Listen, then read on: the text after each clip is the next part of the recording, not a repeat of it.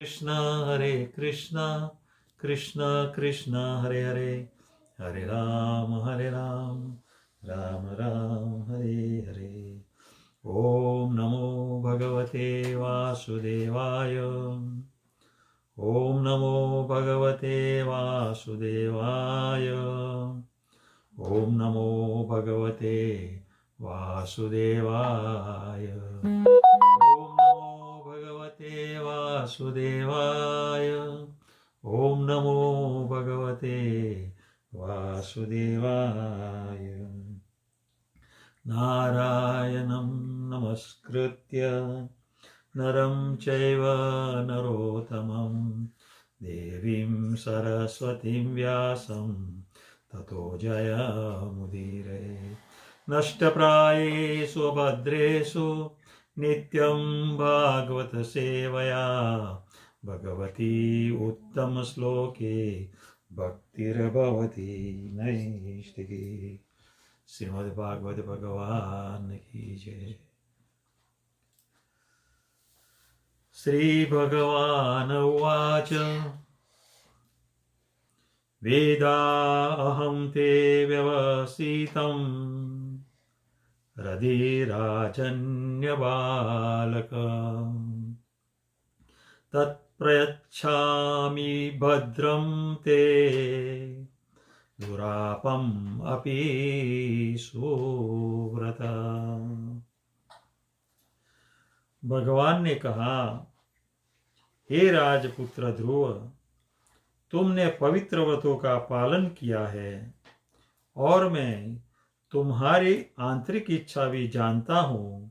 यद्यपि तुम अत्यंत महत्वाकांक्षी हो और तुम्हारी इच्छा को पूरा कर पाना कठिन है, तो भी मैं उसे पूरा करूंगा, तुम्हारा कल्याण हो।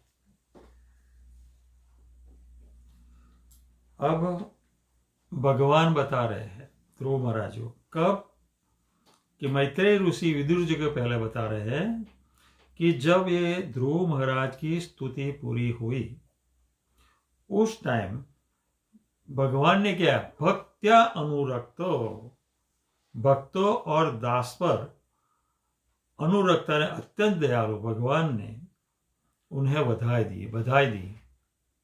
और दूसरा क्या कि आगे इस प्रकार कहा कि वेदाहं ते व्यवसितं हृदि राजन्य बालक तत्प्रयच्छामि भद्रं ते दुरापम अपि सुव्रत।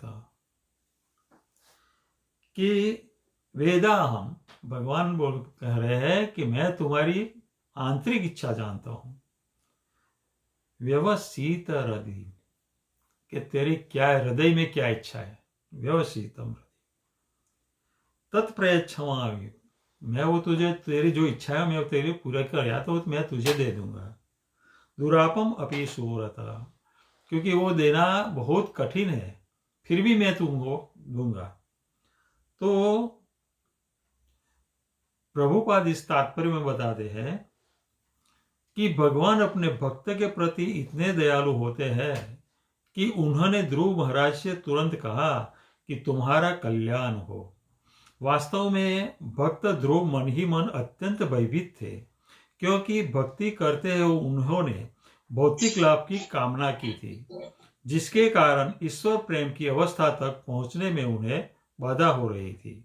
भगवद गीता 2:44 में कहा है, भोग ऐश्वर्य प्रसक्ता नाम, जो लोग भौतिक सुख के प्रति आसक्त है वो भक्ति की ओर आकर्षित नहीं हो सकते। यह तो सच है कि ध्रुव महाराज हृदय से ऐसा राज्य चाह रहे थे जो ब्रह्मलोक से भी श्रेष्ठ हो। एक क्षत्रिय की ये स्वाभाविक आकांक्षा होती है। ध्रुव केवल 5 वर्ष के बालक थे, अतः लड़कपन के कारण वे अपने पिता तथा पर पितामह से भी बड़े साम्राज्य की आकांक्षा कर रहे थे। उनके पिता उत्तानपाद मनु के पुत्र थे और मनु ब्रह्मा के पुत्र थे। ध्रुव इन पारिवारिक सदस्यों से आगे बढ़ जाना चाह रहे थे। भगवान को ध्रुव की नादान आकांक्षा का पता था, तो फिर उन्हें किस प्रकार ब्रह्मा जी से भी उच्च पद प्रदान किया था। भगवान ने ध्रुव महाराज को आश्वस्त किया कि भगवत प्रेम से विलग नहीं होंगे। उन्होंने ध्रुव को इस बात की चिंता न करने के लिए कहा कि भौतिक आकांक्षाओं के साथ ही वे महान भक्त बनने की महत्वाकांक्षा रखते थे। सामान्यतः भगवान शुद्ध भक्त को भौतिक ऐश्वर्य नहीं प्रदान करते, भले ही वह उसके लिए इच्छुक हो। लेकिन ध्रुव का मामला भिन्न था। भगवान जान रहे थे कि वह इतना बड़ा भक्त है कि ऐश्वर्य के होने पर भी वह भगवत प्रेम में विचलित नहीं होगा। इस उदाहरण से यह सिद्ध हो जाता है कि अत्यंत योग्य भक्त भौतिक सुख की सुविधा के साथ ही भगवत प्रेम भी कर सकता है, किंतु यह एक विशेष दया थी। तो हम इस श्लोक में प्रभुपाद क्या बता रहे हैं कि भगवान कैसे भृत्य अनुरक्ता, भृत्य के अपने दासों के प्रति बहुत दयालु, अत्यंत दयालु होते हैं। और दयालु होने के कारण ये ध्रुव महाराज जो भक्ति कर रहे थे, भोग ऐश्वर्य प्रसक्ता नाम व्यवसायित्मक बुद्धि समाधव न विधीयते। भोग और ऐश्वर्य भौतिक सुख में जो आसक्त होते हैं वो तया अपहृत चेतसाम होता है, यानी कि वो बुद्धि से भ्रष्ट हो जाता है। कैसे कि व्यवसायिक बुद्धि समाधव न विधेयते, क्योंकि इसके कारण वो दृढ़ संकल्प नहीं कर सकता। किसमें? भक्ति में। व्यवसायिक बुद्धि यानी कि दृढ़ संकल्प के साथ की भगवत भक्ति समाधव न विधीयते, वो नहीं कर सकता है। लेकिन यहां जो ध्रुव महाराज है उसने भी भोग और ऐश्वर्य के लिए ही भक्ति की थी। हमने आगे देखा कि नारद जी को वो यही बता रहे कि तुम ये सब आध्यात्मिक ज्ञान मुझे दे दिए, दिव्य ज्ञान, उसमें मेरी कोई रुचि ही नहीं है। मुझे तो बस यही चाहिए। मुझे मेरे पिता प्रपितामह सबसे अधिक ऐश्वर्य चाहिए, ये आज तक किसी को न मिला हो। तो ये ध्रुव महाराज के पिता उत्तानपाद था, तो उत्तानपाद से भी बढ़कर वो मांग रहे थे। उत्तानपाद का पिता मनु था, उसका दादाजी, तो उससे भी पर मांग रहे थे। और मनु का पिता ब्रह्मा था, प्रपितामह था, उससे भी ज्यादा, सबसे भी अधिक वो भोग ऐश्वर्य के लिए मांग रहा था। तो ये क्यों ऐसा करा? तो ये उसका लड़कपन था। लड़कपन, ये 5 साल की उम्र थी। उसे तो बस अपना क्षत्रिय धर्म क्या कहता, वो क्षत्रिय था ना, तो क्षत्रिय के हिसाब से वो मांग रहा था कि मुझे यही चाहिए, मेरे दादा परदादा सबसे भी अधिक चाहिए। लेकिन अब यहां अत्यंत भयभीत हो रहा है। क्यों? कि अब पता चल गया है कि मैंने जो भक्ति की सिर्फ भोग ऐश्वर्य के लिए ही की, लेकिन ये तो कुछ भी नहीं है। जो मुझे चाहिए था वो तो मिल गया, लेकिन मुझे जो पाना था वो नहीं मिल रहा है। क्यों? कि अगर मैं भोग ऐश्वर्य के लिए सब प्राप्त करूंगा तो मेरे ईश्वर प्राप्ति में बाधा हो सकती है, इसलिए वो थोड़ा भयभीत हो रहे थे। तो ये ध्रुव महाराज वेदाहम ते व्यवस्थित हृदय राजन्य बालक, भगवान को पता चल गया ध्रुव महाराज को कि उसकी क्या इच्छा थी और किस इच्छा से उसने भक्ति कर रहा था। उसीलिए दुरापम अपनी सुव्रतः, जो ये देने के लिए बहुत कठिन था फिर भी दिया। 5 साल की उम्र का है, लड़कपन में मांगा है, तो भी भाई ये भगवान दे रहा है। तो क्यों? सामान्यतः भगवान क्या करता है कि हरिष्ये तद्धनम शनैः, भगवान भक्त का धन तुरंत हर लेते हैं। क्योंकि वो भक्ति में लाने के लिए। तो यहां प्रहलाद महाराज को क्यों दिया? तो ध्रुव महाराज को क्यों दिया? तो ध्रुव महाराज, भगवान को पता था कि ध्रुव महाराज ये सब मिलने पर भी मेरी भक्ति में दृढ़ रहेगा, और दृढ़ रह के वो भक्ति भी करेगा, और उसका भोग यानी जो भोग करेगा अनासक्ति से करेगा, ये अपने लिए कुछ नहीं करेगा। जो कुछ करेगा वो सब भगवान के लिए करेगा। वो भगवान को मालूम था कि ध्रुव महाराज, ये ध्रुव, जो भी मैं ध्रुव को दूंगा उसका सदुपयोगी होगा, और इसलिए दिया कि वो ये पाने के बाद भी मेरी भक्ति में सुधर रहेगा, क्योंकि ये 5 साल की उम्र में ही उसकी भक्ति देखी थी भगवान ने, कि इतनी कठोर तपस्या की थी और इससे प्रभु प्रसन्न हुआ था। इसलिए भगवान को पता चला कि अब मैं उसे जो कुछ दूंगा तो भी वो मुझे भूलने वाला नहीं है, इसलिए भगवान ने उसको ये सब दिया। न अन्यैः अधिष्ठितं भद्रं यद् ब्राजिष्णु ध्रुवक्षिति यत्र ग्रह रक्षताराणां ज्योतिषां चक्रम आहितम् मेढ्यां गोचक्रवत् स्थास्नो परस्तात् कल्पवासिनां धर्मो अग्नि कश्यपः शुक्रो मुनयो ये वन अवकशः चरन्ति दक्षिणी कृत्ये भ्रमन्तो यत्सतारकाः। भगवान ने आगे कहा, हे ध्रुव, मैं तुम्हें ध्रुव नामक दैदीप्यमान ग्रह प्रदान करूंगा। दैदीप्यमान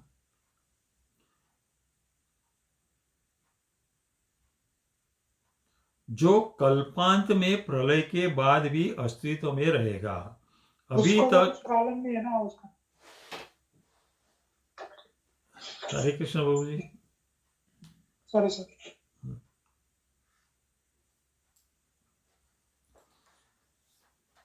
भगवान ने आगे कहा, हे ध्रुव, मैं तुम्हें ध्रुव नामक दैदीप्यमान ग्रह प्रदान करूंगा जो कल्पांत में प्रलय के बाद भी अस्तित्व में रहेगा। अभी तक उस ग्रह में किसी ने राज्य नहीं किया है तथा वह समस्त सारे मंडल ग्रहों तथा नक्षत्रों से घिरा हुआ है। आकाश में सभी ज्योतिष का इस ग्रह की प्रदक्षिणा करते हैं। जिस प्रकार की अनाज को कूटने के लिए सारे बैल एक केंद्रीय लट्ठे के चारों ओर चक्कर लगाते हैं, धर्म, अग्नि, कश्यप तथा शुक्र जैसे ऋषियों द्वारा बसाए गए सभी तारे ध्रुव तारे को अपनी दाईं ओर रखकर उसकी परिक्रमा करते हैं, जो अन्यों के विनष्ट होने के पर भी इस प्रकार बना रहता है। अब भगवान उसको बता रहे हैं ध्रुव महाराज को, नन्य ही अधिष्ठितम, उसके पहले वहां किसी ने, कोई भी देवता है, किसी भगवान ने यहाँ वहां नहीं रहा ऐसा स्थान। उसका मतलब कि ध्रुव का तारो ध्रुव को ये ध्रुव ग्रह देने से पहले भी था। नन्य ही अधिष्ठितम, पहले से ही था ना। भद्र यद ब्रासी जो ध्रुव क्षिति ही, ध्रुव लोक को मैं दूंगा तुमको। तो उसके पहले किसी वहां उसने रहठान नहीं किया है, तो वहां नहीं रहा है। यत्र ग्रह रक्षताराणाम ज्योतिषाम चक्रमाहितम, वहां सभी नक्षत्र है, ग्रह है, ज्योति तारा है। ये कैसा है, ये ध्रुव के जगमगाता हुआ। तो उसका क्या, उसके चारों ओर चक्रमाहितम, એટલે चारों ओर घूमता रहेगा, એટલે फिरते रहते हैं। जो ध्रुव ग्रह में, जो ध्रुव लोक में तुझे दे रहा हूं, उसके चारों ओर ये सब घूमते रहते हैं, ऐसा मैं तुमको दूंगा। और ये इस तरह से घूम रहे हैं कि जैसे एक लठ हो, उसके आजू बाजू बैल घूम रहे हो चक्कर में, गोल चक्कर में। इसी तरह ये स्थास्नु गो चक्रवत स्थानु, यानी जो बैल घूम रहा है उसका चक्र जैसा, लेकिन बीच में वो लट्ठा है, वो बिल्कुल स्थिर है स्थान। परस्ताद कल्पवासिनाम, ये कल्प के अंत में भी कभी उसका नाश नहीं होता है। तो कल्प क्या है? तो कल्प ब्रह्मा का एक दिवस का नाम कल्प है। ब्रह्मा का जब एक दिन पूरा होता है तो कल्प, और रात्रि होती है तो उसी टाइम प्रलय होता है। और दूसरा प्रलय होता है, भगवान का आयुष्य 100 साल का आयुष्य है, वो पूरा होने के बाद होता है, वो दूसरा प्रलय होता है। 2 प्रलय, ब्रह्मा के ये मृत्यु के बाद होता है वो, और एक ब्रह्मा की दिन पूरा होने के बाद होता है। यह जो दिन पूरा होने के बाद होता है वो कल्प कहा जाता है। और जो ब्रह्मा का आयुष्य पूरा होने के बाद जो ये प्रलय होता है वो अलग होता है। 2 टाइप का, ब्रह्मा के आयुष्य के अंत का ये कल्प, और ये ब्रह्मा के दिन के बाद का, ये दो प्रकार का। तो ये कल्प के अंत में भी उसका नाश नहीं होगा, ऐसा तुझे मैं ये दे रहा हूं। तो ये जो ध्रुवलोक है उसका कभी नाश नहीं होगा, ऐसे कह रहे हैं। तो ये प्रलय तो कल्प, यहाँ कल्प शब्द बताया है, तो कल्प यानी भगवान ब्रह्मा की रात्रि होने के बाद कल्प होता है, वो प्रलय होता है। तो यहाँ ये ब्रह्मा के जो आयुष्य पूरा होता है उसकी टाइम जो ये हो प्रलय होगा, उसमें उसका क्या होगा। तो उसमें भी ये जो ध्रुव ग्रह है वो कभी नाश नहीं होता है। क्यों कि ये क्षीर सागर है ने उसके साथ में ही आया हुआ है। यानी कि जो ध्रुव ग्रह है ये सब तारामंडल ग्रह है, सब है, उसके भी ऊपर आया है। और उससे ऊपर एक क्षीर सागर है, जो क्षीर सागर के भीतर वो श्वेत द्वीप आ रहा है जो आध्यात्मिक है। और यहाँ एक चीज बताया है कि वो कल्प के अंत में भी उसका नाश नहीं होगा। उसका मतलब कि वैकुंठ लोक जैसा है वो ध्रुव लोक है, जिसका नाश नहीं होता वो वैकुंठ लोक होते हैं। इसका मतलब जो जिसका नाश नहीं होता है वो वैकुंठ लोक ही होता है, वैकुंठ लोक में उसका नाश नहीं होता है। प्रस्थिते तु वनम पित्रा दत्वा गाम धर्म संश्रय 37 वर्ष सहस्त्रम रक्षिता अव्याहत इंद्रिय ही। तो अभी बता रहे हैं कि जब तुम्हारा पिता है, प्रस्थित है तु वनम पित्रा, तुम्हारा पिता वन में भक्ति यानी ये राज्य का क्या कर देंगे, तो छोड़ देंगे या तो राज्य का त्याग करेंगे और वन में भक्ति करने के लिए चले जाएंगे भगवानी। उसी टाइम तुम यहाँ तुम्हारा पिता का राज्य तुम संभालोगे। और कहाँ तक कि 63 वर्ष सहस्त्रम, 60 है 6, 30 એટલે 30, 6 और 36, सहस्त्रम 36,000 वर्ष तक रक्षिता अव्याहत इंद्रिय ही। प्रस्थितम तो वनम पित्रा दत्वा गाम धर्मसो से रक्षित अव्याहत इंद्रिय ही। और कैसा राज करेंगे, जब तुम्हारे पिता तुम्हें अपने राज्य का शासन देकर जंगल के लिए प्रस्थान करेंगे तो तुम लगातार 36,000 वर्षों तक सारे संसार पर राज्य करोगे और तुम्हारी सारी इंद्रियां उतनी ही शक्तिशाली बनी रही जितनी कि वे आज है। तुम कभी वृद्ध नहीं होगे। भगवान कैसा आशीर्वाद दे रहे हैं, कैसा दान कर रहे हैं कि तुम 36,000 साल तक राज्य करोगे, तब भी आज जितनी तुम्हारा में शक्ति है वो शक्ति कभी कम नहीं होने वाली। इतना ही नहीं, तुम बूढ़े भी नहीं होगे। जिस तरह आज जब तुम्हारा तुम जिस तरह ये स्थिति में, वही स्थिति तुम्हारी चेंज नहीं होगी, तुम बूढ़े नहीं होगे, ऐसा कह रहे हैं। तद भातरी उत्तमे नष्टे मृगायाम तु तन्मनाः अन्वेषन्ति वनम माता दावाग्निम सा प्रवेक्षति। भगवान आगे ही सब बता रहे हैं कि बाद में अभी तुम 36,000 साल का राज्य करने बैठोगे, उसमें क्या क्या होगा वो अभी से भगवान बता रहे हैं कि तद भातरी उत्तम है, कि तेरा भाई उत्तम है। नष्टे मृगायाम तु तन्मनाः, जब वो वन में शिकार करने जाएगा तब वो शिकार करने में मग्न होगा, उसी टाइम वो मार डाला जाएगा। और दूसरा क्या, अन्वेषन्ति वनम माता, यानी ये जो तुम्हारी वी माता है वो जब तुम्हारा भाई उत्तम मर जाएगा तो उसके लिए शोक करेगी, शोक से वो पागल हो जाएगी और वो अन्वेषन्ति वनम, वन के अंदर प्रवेश यानी कि वन में खोजने के लिए जाएगी उसके पुत्र को। उसी टाइम दावाग्नि सा प्रवेक्षति, उसी टाइम वो दावाग्नि में जल जाएगी और मर जाएगी। तो ये पहले से ही बता रहे भगवान कि तुम्हारा भाई का ऐसा होगा, तुम्हारी माँ सूर्य जी का ऐसा होगा। तो सूर्य जी को ऐसा क्यों है? दावाग्नि में सा प्रवेक्षणी, दावाग्नि में प्रवेश करना पड़ा।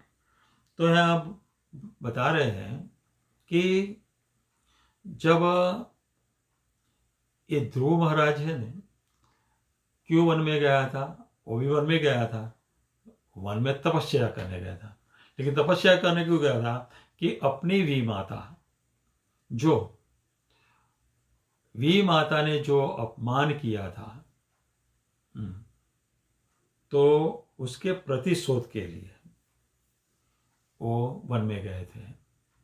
तो वी माता ने क्या अपराध किया कि भगवान के महान भक्त ऐसा ध्रुव महाराज का अपमान किया था, वी माता सुरुचि ने।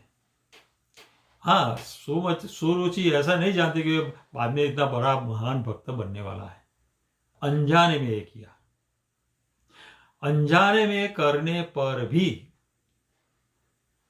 भगवान कभी माफ नहीं करता। भगवान का भक्त का हो, बाद में तो हुआ भगवान भक्त, लेकिन ये महान भक्त था। तो अगर हम अनजाने में किसी भक्त की सेवा या गुरु की सेवा या किसी की भी सेवा करता है, उसका फल भी हमको प्राप्त होता है। इसी तरह हम अनजाने में भी अगर हम भक्त का अपराध करते हैं तो भी भगवान माफ नहीं करते हैं। और सुरुचि ने क्या किया था?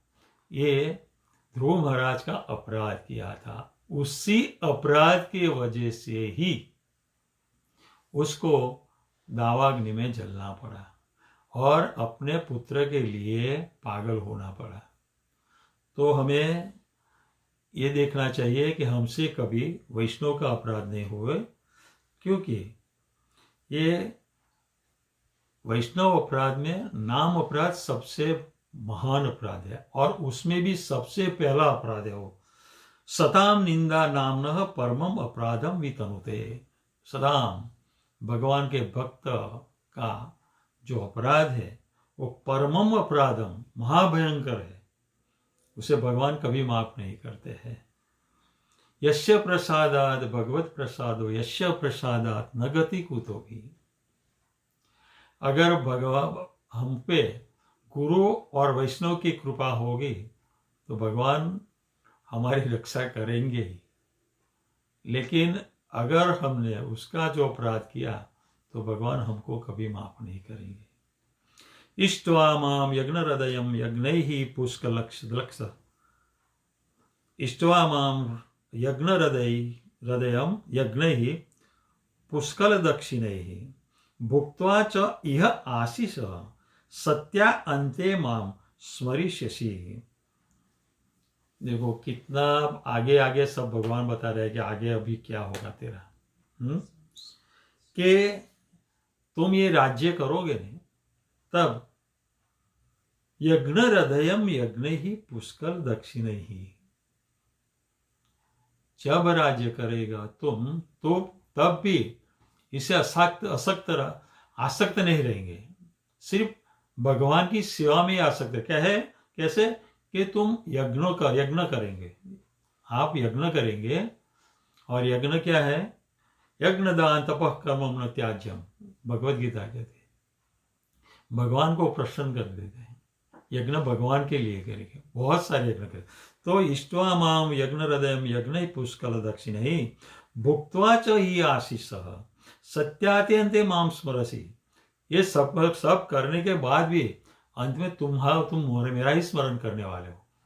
तो भगवान ने आगे कहा, मैं समस्त यज्ञों का हृदय हूं, तुम अनेक बड़े बड़े यज्ञ संपन्न करोगे और प्रचुर दान भी दोगे। इस प्रकार तुम इस जीवन में भौतिक सुख के वरदान को भोग सकोगे और अपनी मृत्यु के समय तुम मेरा स्मरण कर सकोगे। माम संस्मरिष्यसि, अंत में मेरा ही स्मरण कर सकोगे, अंत समय में भी।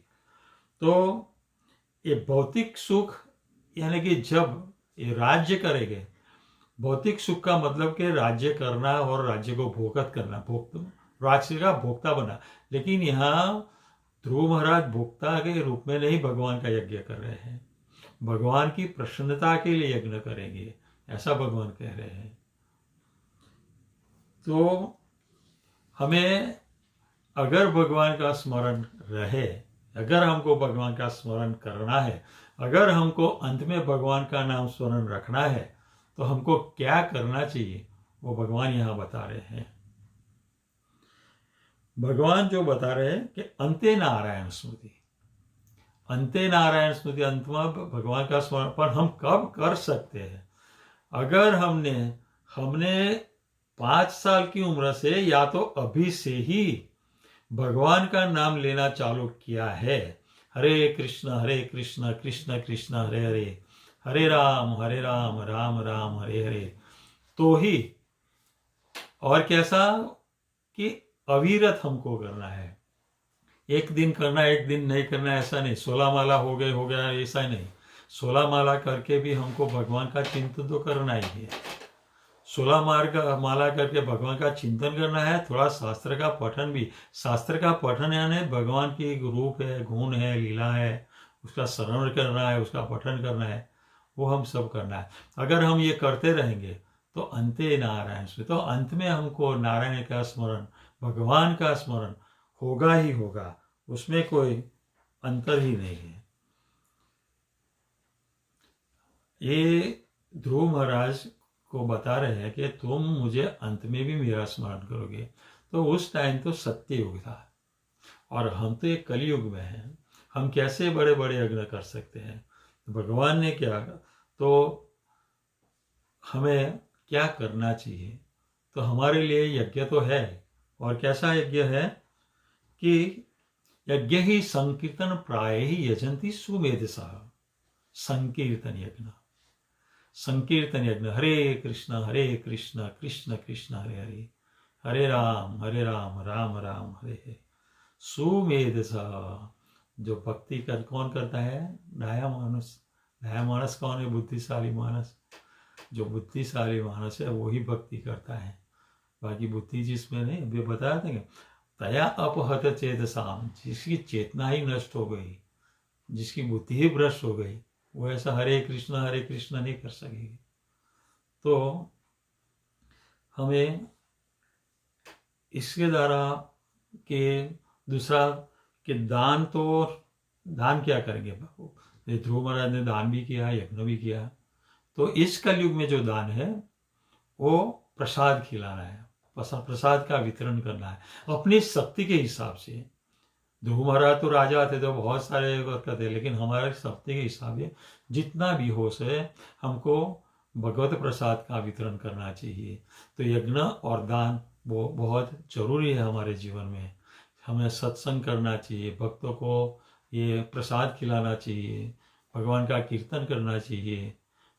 ये सब ये भक्ति में आता है, और ये सब भक्ति हमको अंतकाले भगवान का स्मरण कराएगी कराएगी। ततो गंतासी मत स्थानम सर्वलोक नमस्कृतम उपरिष्ट ऋषिभ्यस्त्वं यतो न वर्तते गतः न अवर्तते गतः। तो ततो गंतासी, अब क्या बोलता है भगवान कि तुम हे ध्रुव, इस देह में अपने भौतिक जीवन के पश्चात तुम मेरे लोक को जाओगे, जो अन्य समस्त लोकों के वासियों का द्वारा सदैव वंदनीय है। यह सप्त ऋषि के लोकों के ऊपर स्थित है, और वहां जाने के बाद तुमको इस भौतिक जगत में फिर कभी नहीं लौटना पड़ेगा। गंतास्ति मत स्थानम, એટલે मेरा स्थान ही तुम प्राप्त करोगे। पहले से ही बता दिया। अभी तो 36,000 साल राज्य करना, राज्य में क्या करेगा क्या नहीं वो नहीं, लेकिन पहले से बताया तुम राज्य प्राप्त करने के बाद ये करेंगे, और ये करके बाद मेरे धाम में आओगे, इसलिए मत स्थान, मेरा स्थान तुम प्राप्त कर सकोगे, ऐसे बता रहे हैं। तो इस स्थान के बारे में मैंने बताया कि क्षीर सागर के साथ में ही है ध्रुव लोक। तो मत स्थान यानी वैकुंठ लोक यानी ध्रुव लोक। यह ध्रुव लोक का नाश क्यों नहीं होता है कि ना अवर्तते गतः, वहां जाने के बाद तुमको वापस फिर नहीं आना पड़ेगा।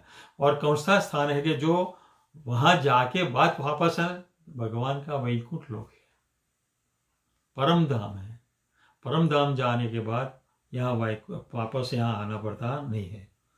तो यहाँ दूसरा के उपरिष्ट ऋषि व्यस्त, उसके ऊपर ये सप्तर्षि है। तो सप्तर्षि क्या है? ये 7 ऋषि है। तो कश्यपो अत्रि वशिष्ठश्च विश्वामित्रो गौतमः जमदग्नि भरद्वाज इति सप्तर्षि स्मृताया। ये 7 ऋषि है सप्तर्षि में। और ये सप्तर्षि ये ध्रुव तारे के चारों ओर चक्कर लगाते हैं। तो कश्यप मुनि, अत्रि ऋषि, वशिष्ठ ऋषि, विश्वामित्र, गौतम ऋषि, जमदग्नि, भरद्वाज, ये 7 ऋषियों बताया है। वो 7 ऋषियों से जो बना हुआ है वो सप्तर्षि है। वो सप्तर्षि यानी एक एक तारे में एक एक ऋषि, ऐसे 7 तारे हैं। और वो सप्तर्षि ध्रुव तारे का चक्कर लगाते हैं आजू बाजू गोल में। तो ध्रुव के तारे के नीचे है, सबका प्रलय हो जाता है। लेकिन जो ध्रुव ग्रह है उसी से उपे और ध्रुव, उसका प्रलय नहीं होता है। यो ब्रह्मा का आयुष्य के बाद जो महाप्रलय होता है उसमें भी प्रलय नहीं होता है। हाँ, शायद सप्तर्षि सबका ये जो कल्प के अंत में अगर प्रलय न भी होता हो, लेकिन इसका तो ब्रह्मा के जो अंत काल में जो होता है वो तो प्रलय हो ही जाता है। मैत्रेय उवाच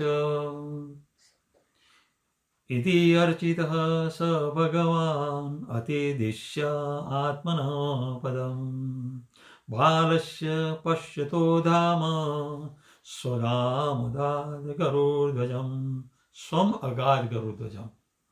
गरुड़ध्वजम्, भगवान विष्णु गरुड़ पे बैठ के अगाध, स्वम अगाध अपने धाम को चले गए। कैसे? इति अर्चित के बालक ध्रुव द्वारा पूजित और सम्मानित होने के बाद वो अपने धाम पर को चले गए। भगवान विष्णु गरुड़ की पीठ पर चढ़कर ध्रुव को देखते देखते अपने धाम में चले गए। सोपि संकल्पजं विष्णु पाद सेवा उपसादिदं प्राप्य संकल्प निर्वाणम नाति प्रीतोऽप्यगात्पुरम्।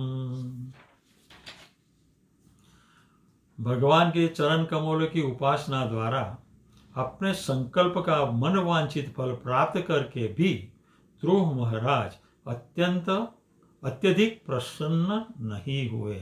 तब वे अपने घर चले गए। देखो लास्ट में बता दिया कि ये सब वरदान भगवान ने दिया कि 36,000 साल में तुम राज्य करोगे, मेरा यज्ञ करोगे, दान करोगे और बाद में तुम मेरे धाम में वापस आओगे।